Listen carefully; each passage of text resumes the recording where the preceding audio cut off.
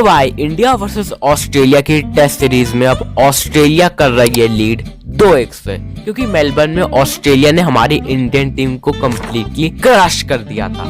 और to be honest third test भी हमारे हाथ से निकल ही गया था। वो तो जिंदगी में पहली बार बारिश आईसीटी के काम आ गई, जिससे हम लोग बच गए। पर भाई फर्स्ट टेस्ट मैच के बाद जितने भी लोग थे ना जो कह रहे थे कि अरे ऑस्ट्रेलियन टीम की तो बस हाइप बनाई जाती है, इनसे बीजीटी नहीं खेली जाएगी, इंडिया तो आराम से 5-0 हरा देगी ऑस्ट्रेलिया को। इन लोगों से मैं एक ही चीज कहना चाहूंगा,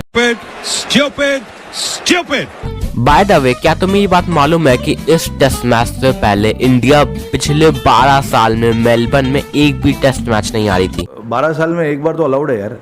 तो चलो यार डिटेल में एनालिसिस करते हैं इंडिया वर्सेस ऑस्ट्रेलिया बीजीटी का। तो भाई सबसे पहले तो ऑस्ट्रेलिया ने मैक्सवेनी को ड्रॉप करा क्योंकि ही wasn't playing at his natural position, he is actually a opener. और कॉन्स्टास के साथ इनका प्लान था कि इनिंग्स के स्टार्ट में एग्रेसिव तरीके से खेलेंगे और बुमराह को थोड़ा डिरेल कर देंगे उनके ओरिजिनल ट्रैक से। They were able to do that और बुमराह ने 3 साल के बाद टेस्ट क्रिकेट में छक्का खाया है भाई। And if I remember correctly then इस केस में लॉन्गेस्ट स्ट्रीक स्टार्क की थी। पर अब क्या कर सकते हैं यार, कॉन्स्टास हैड डिफरेंट प्लान्स। इसके अलावा कॉन्स्टास की वजह से ख्वाजा को भी टाइम मिला सेटल होने का और फिर मार्नस और स्मिथ कुक डस क्वाइट वेल। और ऑस्ट्रेलिया का अभी तक जो मेजर कंसर्न था कि उनका टॉप ऑर्डर फ्लॉप हो रहा था वो काइंड ऑफ दूर हो चुका है। पर यार एक तो अगला टेस्ट मैच सिडनी में है जो कि स्मिथ का काइंड ऑफ पसंदीदा वेन्यू है, ऊपर से बंदे की खतरनाक वाली फॉर्म भी आ चुकी है। तो things really aren't looking nice for us. And PAT Cummins ने फिर 49 की इनिंग्स खेल दी और भाई देखा जाए तो बढ़िया बीजीटी जा रही है कमिंस की भी। बैट और बॉल दोनों से कंट्रीब्यूशन प्लस कैप्टेंसी और टॉप नॉच। और भाई इंडिया का सबसे बड़ा हेडेक को 0 पे आउट करने के बाद भी ऑस्ट्रेलिया फर्स्ट इनिंग्स में 474 स्कोर कर देती है। पर यार काश मेरा डाउनफॉल भी बुमराह की तरह होता। I mean, केवल 1 ओवर लास्ट करता होता तो कितना सही रहता। सेकेंड इनिंग्स में बुमराह फिर से हेड का विकेट निकालता है और कॉन्स्टास को आउट करने के बाद वो सेलिब्रेशन भी आती है। बट अब अगर मैं हेड के डिसमिसल पे डिटेल में बात करूं तो फर्स्ट इनिंग्स में ही clearly wasn't expecting a in swinger like that जिससे वो बोल्ड हो जाता है। पर सेकेंड इनिंग्स में India finally had a plan. हल्की सी शॉर्ट पिच डिलीवरी स्टंप्स पे और सही जगह फील्डर भी था इस बार। हालांकि हेड के लिए जनरली गेम प्लान बाउंसर्स का रहता है और इनिंग्स की स्टार्ट में ही struggles against spin as well, but इस बार अलग प्लान काम आ गया। और भाई फाइनली इस टेस्ट मैच के अंदर जाकर थोड़ा लग रहा है कि बुमराह के अलावा और भी कोई बॉलर है हमारी टीम में, वरना इन्होंने तो बुमराह को नेशनल ट्रेजर बोल के नेशनल मजदूरी बना दिया था। सिराज ने सेकेंड इनिंग्स में 3 विकेट निकाले including crucial ones of Marnus and Smith. और आकाशदीप थोड़ा अनलकी भी रहे हैं जिस हिसाब से एक इनिंग्स में उन्होंने बॉलिंग करी थी। तो चलो यार अब बात करते हैं रोहित शर्मा की। तो देखो पहले कैप्टनसी पे आऊं तो he has actually improved a bit because at least भाई ट्रेविस हेड के अगेंस्ट कुछ प्लान तो था हमारा इस बार। इसके अलावा लोगों का इससे पहले तक एक मेजर क्रिटिसिज्म था कि रोहित बुमराह को क्रूशल ओवर्स दे ही नहीं रहे थे, इंस्टेड वो हर्षित राणा से बॉलिंग करवा दे रहे थे। और भाई दोनों इनिंग्स मिलाकर देखे तो रोहित ने बुमराह से 54 ओवर्स डलवा दिए हैं। हालांकि इसके बाद बुमराह खुद बोल पड़े कि अब नहीं लग रहा जोर एंड 5th टेस्ट के बाद डेफिनेटली बुमराह को रेस्ट दे देना चाहिए चैंपियंस ट्रॉफी तक। पर अब रोहित कैप्टेंसी के क्रिटिसिज्म पे आऊं तो देखो टेलेंडर्स के लिए ऑस्ट्रेलिया की फील्ड देखो और टेलेंडर्स के लिए इंडिया की फील्ड देखो। You can argue about the situation of the game कि इंडिया ड्रॉ के लिए खेल रही थी, पर भाई टेलेंडर्स पे थोड़ा प्रेशर तो बनाना होता है। और अगर लायन और बोलैंड एंडिंग में ये नॉक नहीं खेलते तो क्या पता हम जीत भी सकते थे। खैर अब रोहित की बैटिंग पे आए तो मुझे ऐसा लगता है कि सेकेंड टेस्ट में ही रोहित को ओपनिंग में आ जाना चाहिए था। अब 4th टेस्ट में चेंजेस के कारण ना वो चले ना केएल राहुल और गिल को टीम से केवल 3 डिसेंट इनिंग्स के बावजूद भी निकाल दिया गया और रोहित शर्मा अपना ट्रेडमार्क पुल शॉट खेलते हुए आउट हो गए। करेंटली ही हैज नो कॉन्फिडेंस और अपना ट्रेडमार्क शॉट खेलते हुए भी वो डबल माइंड में थे कि मारू या नहीं।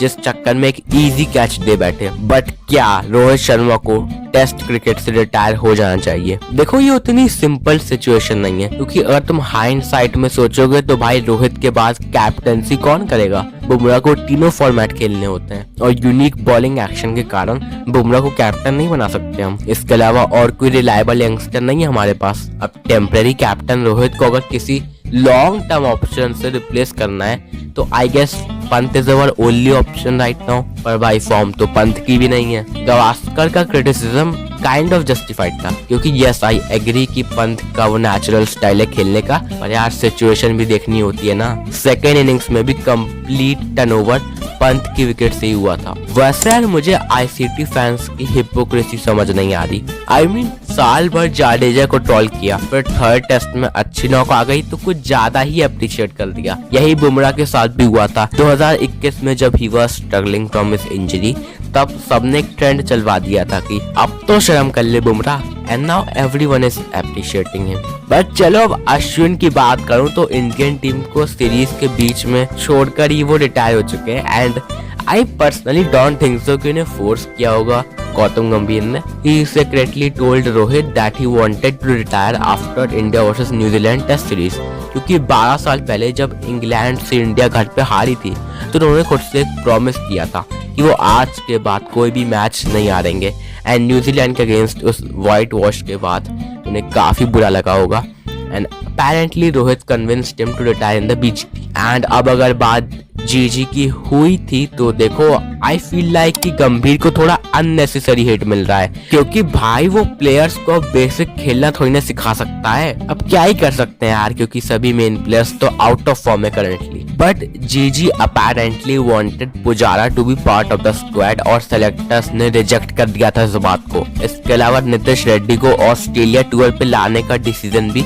गंभीर का ही था, and we all saw his outstanding century in the fourth test. To be honest पूरे सीरीज में ही हैज प्लेड क्वाइट वेल। इसके अलावा Jaiswal has also been great, और फर्स्ट टेस्ट में ज्यादा शाइन करने के बाद उनका जो बल्ब फ्यूज हो गया था ना वो फाइनली फिक्स हो गया आई गेस। एंड अब अगर मैं जायसवाल की कंट्रोवर्शियल डिसमिसल पे आऊं तो मेरे ओपिनियन में ही वाज आउट, क्योंकि स्लो बाउंसर ऐसे लेट स्विंग तो नहीं करती है। पर प्रॉब्लम ये है ना कि जब स्निको में कोई हलचल नहीं थी तो थर्ड अंपायर अपने ओपिनियन से आउट नहीं दे सकता है, क्योंकि ऑन फील्ड अंपायर के डिसीजन को ओवरटर्न करने के लिए कंक्लूसिव एविडेंस चाहिए होता है। अच्छा चलो वो सब भाड़ में गए। पर यार जायसवाल को वो शॉट खेलने की जरूरत ही क्या थी? इसके बाद तो फिर ऑस्ट्रेलियन ने पुलिस वाले को ही घेर लिया था भाई।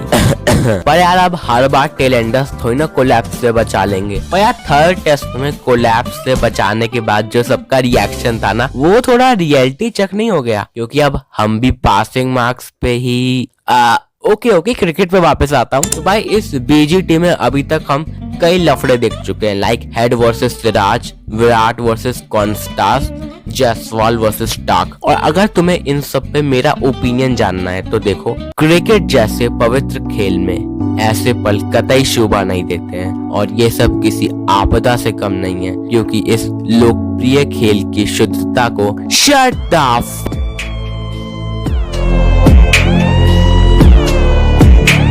बट अब अगर मैं विराट वर्सेस कॉन्स्टास पे आऊं तो yes it was unnecessary Kohli की तरफ से, पर विराट टिम पेन और मार्कस स्टोइनिस के साथ पहले भी ऐसा कर चुके हैं, और यू कैन आर्ग्यू कि अपने ही फैन के साथ ऐसा करना थोड़ा अननेसेसरी था। पर लफड़ा सॉल्व हो गया guys at the end of the day, so I guess ठीक है। और अब अगर विराट की बैटिंग पे बात करूं तो यार विराट भाई इतनी एजिंग भी अच्छी नहीं होती है यार। फिर वही फिफ्थ स्टंप की बॉल विराट का फेवरेट शॉट अब उनकी वीकनेस बन चुका है। विराट के टेस्ट डाउनफॉल पे मैं अलग से एक वीडियो बनाने वाला हूँ, so please look forward to it. Undertaker आ गया क्या? अरे बैन स्टोक्स लाइट कहाँ गई? हे चुपके से बैटिंग करने आ जाता हूँ। अरे आज बैटिंग नहीं आनी चाहिए। तो यार आज के इस वीडियो के लिए इतना ही, और काफी मेहनत लगी यार, इसलिए प्लीज लाइक और सब्सक्राइब कर देना।